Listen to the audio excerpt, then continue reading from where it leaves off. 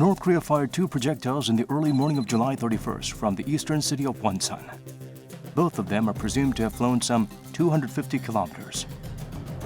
Unlike the analysis laid out by Seoul and Washington that the projectiles were short-range ballistic missiles, Pyongyang state media said they were a newly developed large-caliber, multiple-launch guided rocket system.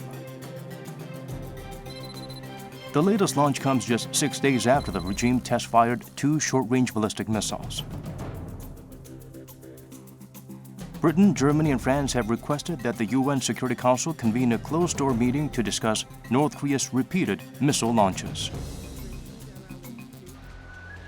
North Korea carried out 12 provocations in 2017 alone, but stayed away from them throughout 2018. But a year and 5 months later, on May 2019, it returned to provocations. It tested tactical guided weapons such as multiple rocket launchers and short-range projectiles on 2 occasions. The launches came about 2 months after failed talks between North Korean leader Kim Jong-un and U.S. President Donald Trump in Hanoi. Many saw a connection between the provocation and a stalemate in nuclear talks. Why is North Korea increasing military pressure without responding to a U.S. request to restart dialogue? And how will this affect future nuclear talks?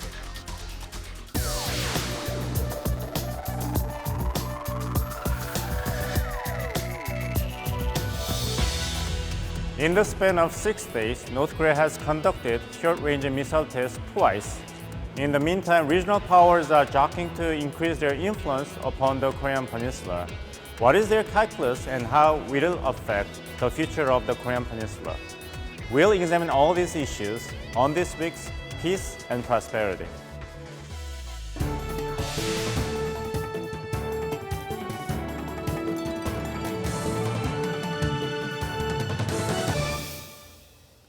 For further analysis of the events, we invited Professor Park Won-gon of International Studies at Handong Global University. Welcome back to the studio. Yeah, thank you for having me here.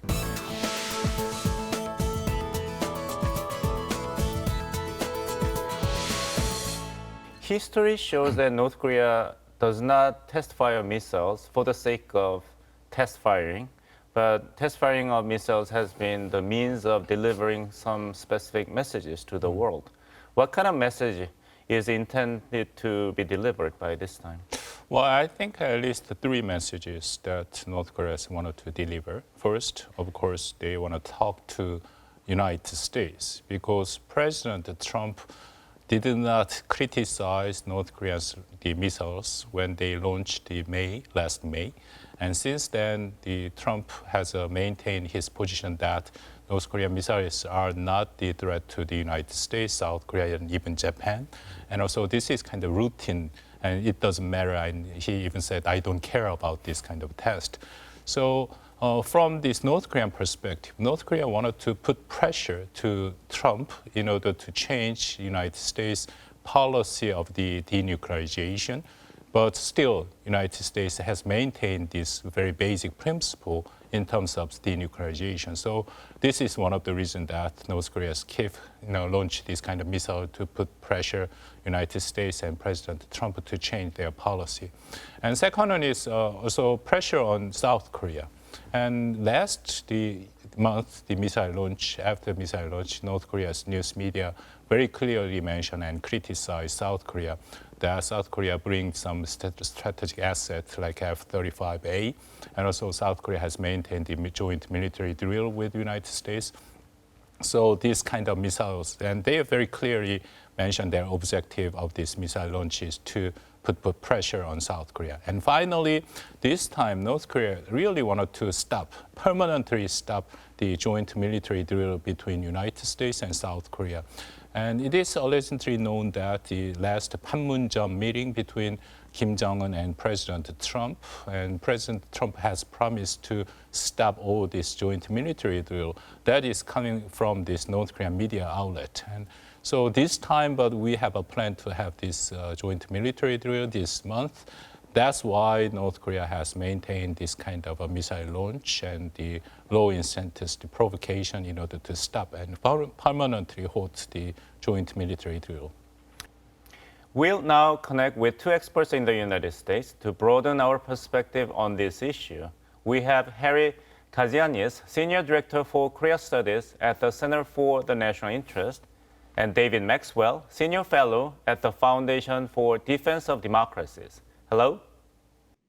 Okay, nice to meet you. Thanks for having me. All right, my first question goes to Mr. Maxwell. Mr. Maxwell? Okay. North Korea is apparently sending a message to the United States with the latest firings of short-range missiles. What does it want from the United States?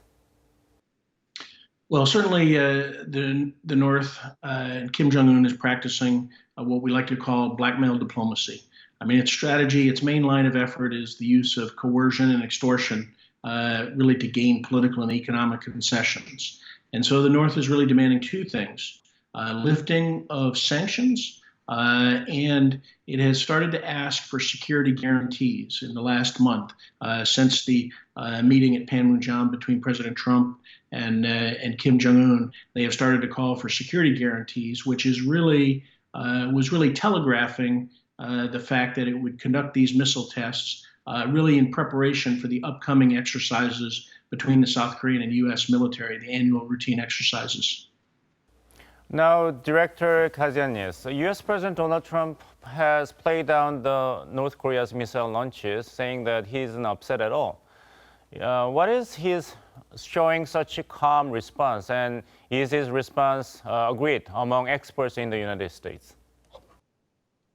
Well, a lot of the response that Trump has put out on these missile tests, I mean, has really been divided on partisan lines. I mean, you have progressives, liberals, Democrats, all saying President Trump is weak, he's soft.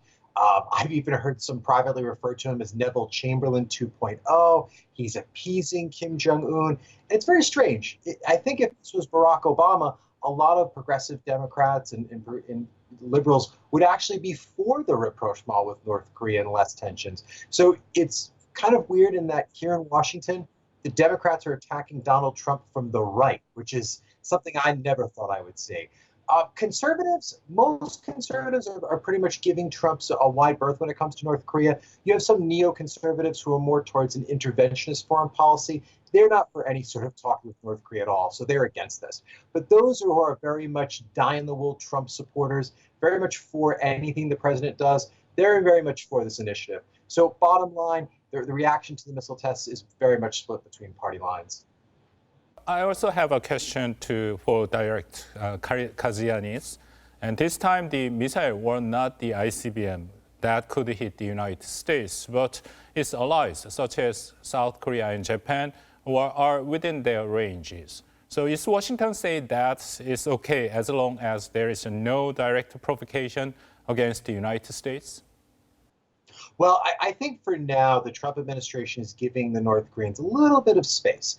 I think if the North Koreans tested an ICBM or an IRBM, which is an intermediate range ballistic missile, those things I think would basically blow the diplomatic rapprochement that's been over the last year and a half out of the water. I don't think it would continue. But for the short range missiles, or maybe even medium range missiles, I think the United States would be able to withstand a few more. I think they're very eager to keep diplomacy going, to keep talking with the North Koreans, to try and see if some sort of interim deal can be worked out. And we have to remember, what Kim Jong-un and Donald Trump essentially seems like they've agreed to is that Kim Jong-un would not test any intermediate range missiles or any intercontinental ballistic missiles. So that's what was agreed to, and Kim has stuck to that. Mr. Maxwell, what do you think? Do you agree with Director Kazianis' analysis? Well, yes, he certainly wants diplomacy to continue. He wants to protect his relationship with Kim Jong-un, just as I think Kim Jong-un is trying to protect the relationship he has with President Trump, which is why you hear the North Korean Propaganda and Agitation Department focus on Secretary Pompeo, Ambassador Bolton with their rhetoric and not criticizing President Trump. For the past year, the North has really tried to separate President Trump from his advisors. The North both believes are hardliners and are blamed for the failure at the Hanoi summit, which was really Kim Jong-un's failure. But they really want to separate President Trump from his advisors. So President Trump has really downplayed this. This is the second time he's downplayed these missile tests, both in May and the recent ones in July that just took place. It is problematic because these are ballistic missile tests. They threaten the entire peninsula of Korea, Korean military forces, U.S. military forces, and the population in South Korea. And so it is really a problem because President Trump has focused on no nuclear testing and no ICBM testing, and that has really given Kim Jong-un flexibility to conduct tests below that threshold so that he can use missile tests to send a message, desiring concessions on sanctions, as well as to marginalize President Moon and South Korea, because as we've long known, North Korea wants to drive a wedge between the ROK and U.S. alliance. Then what do you suggest for the United States government? Certainly, most national security professionals believe that North Korea needs to pay a price for conducting these kind of tests and for threatening South Korea this way, because if we don't, then North Korea, Kim Jong-un is emboldened to continue to conduct tests. Now, we shouldn't call for a military response, but certainly continued designation of North Korean entities that are violating sanctions. And of course, these missile tests were a violation of the sanctions. North Korea is prohibited from conducting nuclear and ballistic missile tests, and these were ballistic missiles. So North Korea must pay the price, and which really the price needs to be maximum pressure, and really maximum pressure 2.0, to convince Kim Jong-un that it is not in his best interest to conduct these kind of tests, as well as to maintain his nuclear weapons. He really needs to come to the table, as he promised President Trump and Panmunjom, allow working level negotiations to occur so that the process can move forward towards denuclearization of North Korea. Mr. Maxwell, Director Kazianis, thank you both of you for joining us today. Right, take care. Thank you so much. Now, Professor Park, it seems like the core issue is how much space or flexibility President Trump gives Kim Jong-un, the leadership in North Korea matters. How much space must be given to North Korea to come up to the negotiation table for denuclearization talks? Well, those two, the American experts, and raised very interesting point. I can see there are clear difference between those two experts' opinion with the President Trump and the current administration. I think this is pretty much reflects what the Washington has perceived this issue. They are saying that this kind of missile, especially Trump's response back in last May, is emboldened Kim Jong-un. Yes, and also they are saying that North Korea has a very high chance to maintain this kind of a missile launch, the low incentive provocations. So they suggest that the United States and South Korea and the international community should stop them. I think this is a very interesting and also important point. Unless South Korea, United States, the international community raise this issue seriously, I think there is a very high chance that North Korea will continue this kind of provocation in sooner or later. Right, that's a very interesting point. Let's broaden our scope of analysis here. July 27th happens to be the mark of 66th anniversary of signing of the Armistice Agreement that suspended the Korean War in 1953. But unfortunately, it seems like the Korean Peninsula is still swirled with the same kind of tension, military tension between the two Koreas. And there's a very ominous prediction that the situation might be even worse. Are we seeing a security crisis on the Korean Peninsula?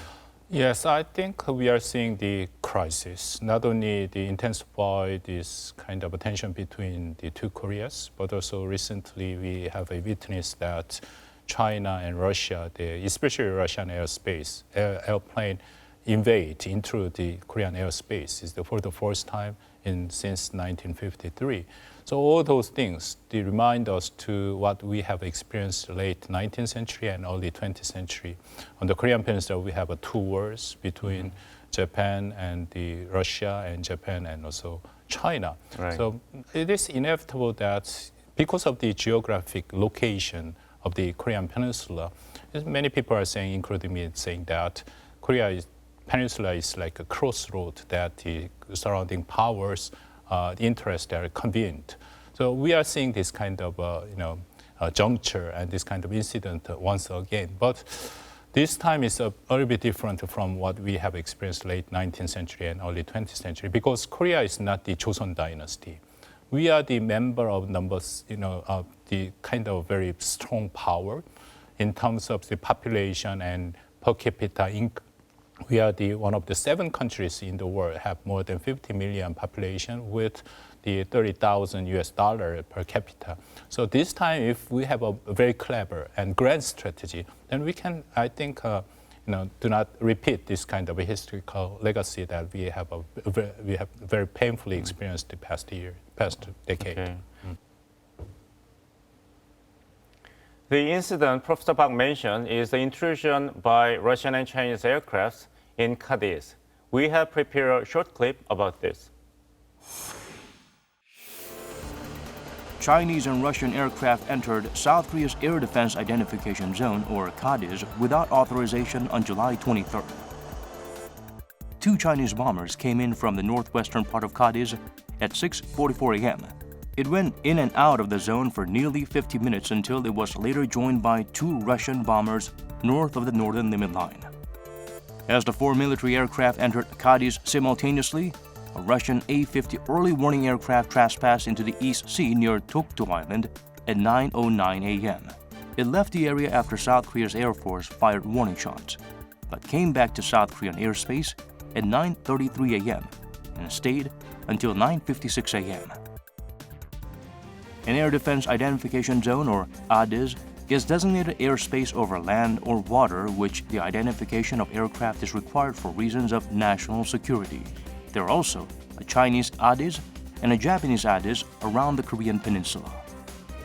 Foreign aircraft are generally expected to notify a country when entering its KADIZ. Airspace, on the other hand, means the portion of the atmosphere controlled by a country above its territory. An airspace violation is considered far more serious than an KADIZ violation.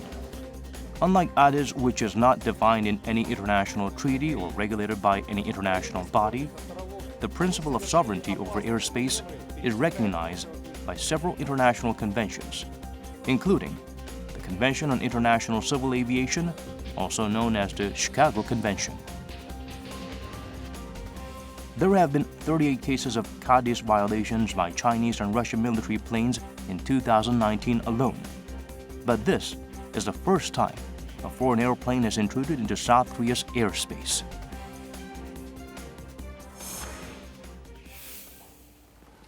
Professor Park, the Russian aircraft's intrusion into KADIZ, is it an accident or was there any serious motivation behind this?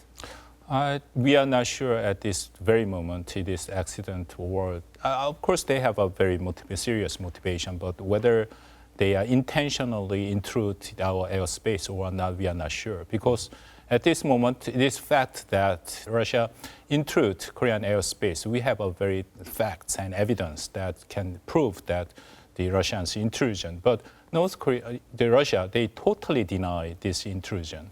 So we are not sure whether this Russia intentionally or accidentally intrude the Korean airspace. But I can see there are several motivations. First, the Russia, they are the so-called revisionist power, which means that they are not dissatisfied with the current order, especially in Northeast Asia. Russia has been this great power, superpower, especially during the Cold War. They are one of the great powers to compete against the United States. Right. But since then, their power is very rapidly declined. So President Putin of Russia, he wanted to get back what Russia has enjoyed during the Cold War. They tried to expand their sphere of influence, this Northeast Asia. So that's why they are trying to do this joint military deal with China and to come to actually intrude the Korean KADIZ and airspace.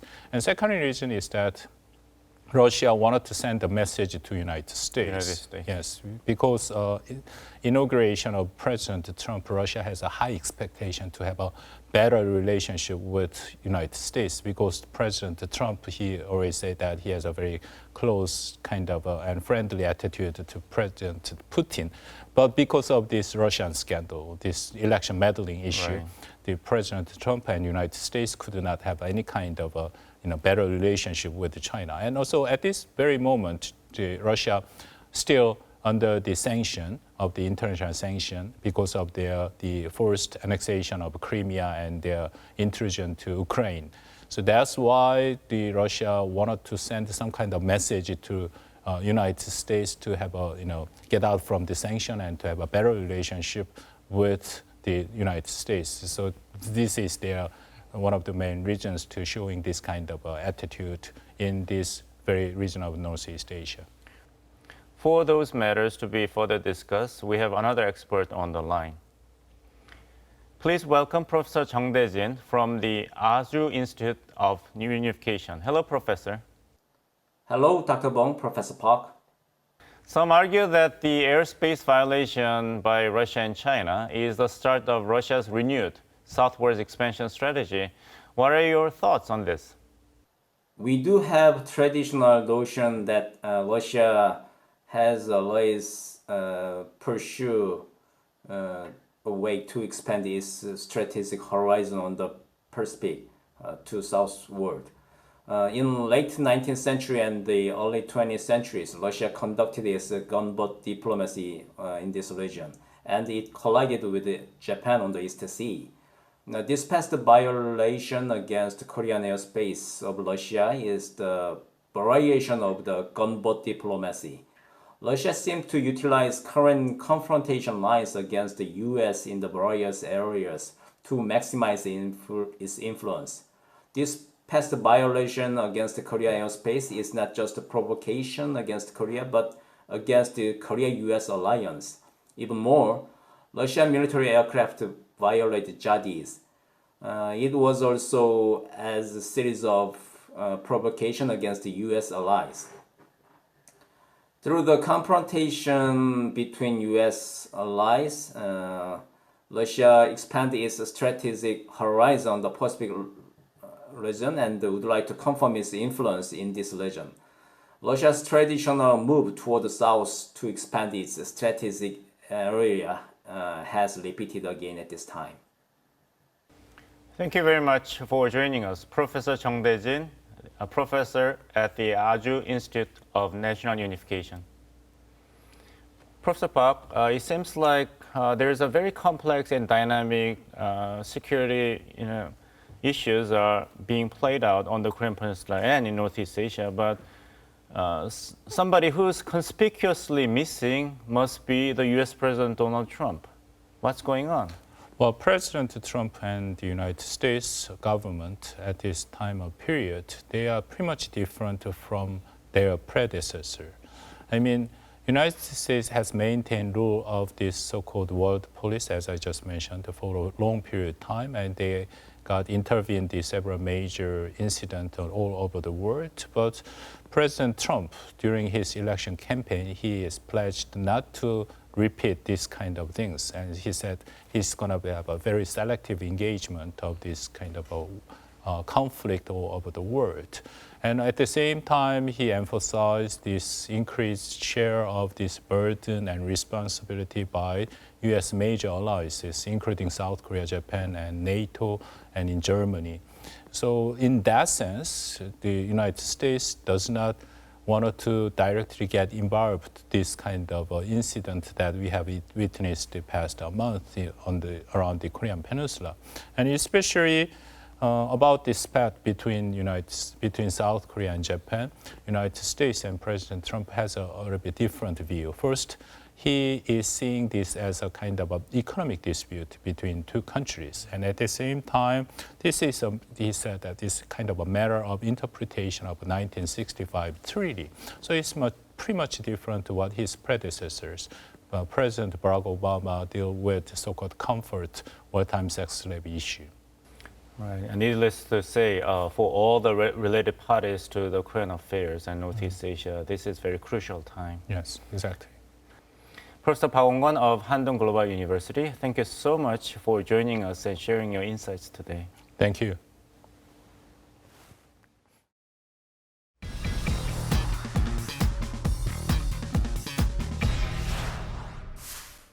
There have been a lot of news reports about recent developments on the Korean Peninsula. Here are the latest news updates. After a closed-door UN Security Council meeting on Thursday regarding North Korea's recent missile launches, Britain, France, and Germany pressed the regime to engage in meaningful talks with the United States. We urge North Korea to take concrete steps towards its complete, verifiable, and irreversible denuclearization, and to engage in meaningful negotiations with the United States as agreed between President Trump and Kim Jong-un on 30 June. South Korea's Joint Chief of Staff said earlier this morning that North Korea had launched 2 short-range projectiles towards the EC at around 2:59 a.m. and 3:23 a.m. Korea time from its Hamgyong-namdo province, Yeonghung to be exact, near North Korea's eastern city of Wonsan. The Joint Chiefs of Staff said the projectiles hit an altitude of around 25 kilometers and flew some 220 kilometers, recording a maximum flight speed of Mach 6.9, that's around 8,500 kilometers an hour. We will shed more light on these issues next week. And that's all we have for you today. Thanks for watching.